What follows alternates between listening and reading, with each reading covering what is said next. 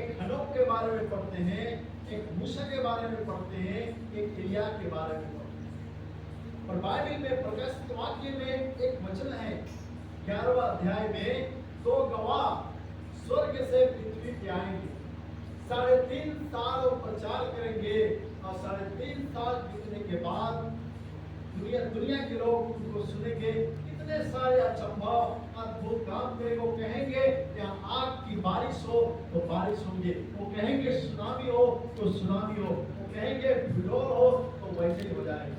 और वो 3.5 साल दुनिया में प्रचार करेंगे सुसमाचार। हालेलुया।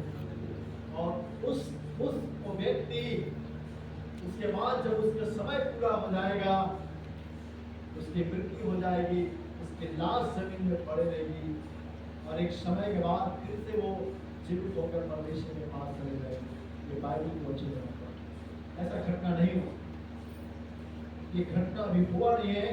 बताया गया है वे लोग जो शारीरिक तौर से उठा लिए गए हैं वे दोबारा आएंगे इस शरीर को पृथ्वी में छोड़कर। मेरे प्रिय, मैं आपको बताना चाहता हूँ हर व्यक्ति मृत्यु को प्राप्त करे, पर हम जो जीवन पाए, हम जो उद्धार पाए यीशु मसीह से, ये हमारे लिए मायने रखता है। हालेलुया। हमारे जीवन में कितना भी परेशानी हो, कितनी भी समस्याएं हो, हमारी समस्याओं से उस उद्धार को, उस क्रूसीकरण को, हमारी प्रॉब्लम से उसको हम तुलना नहीं कर सकते। तो डाकू यीशु मसीह के साथ धमकाए गए थे।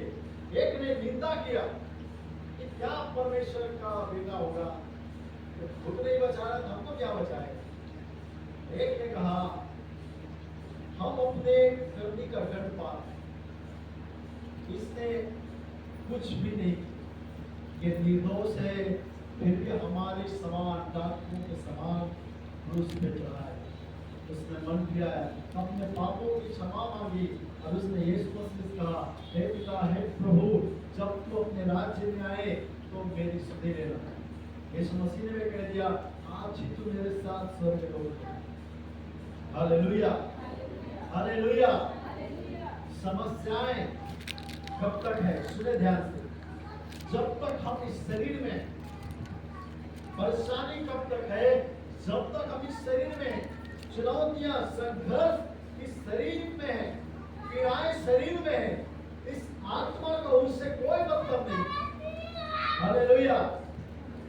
इस आत्मा को शरीर से कोई मतलब नहीं। इसलिए मेरे प्रिय, हमारे जो आत्मा है परमेश्वर के लिए चलने वाली, उसको परमेश्वर में हमें बना के रखने की जरूरत है।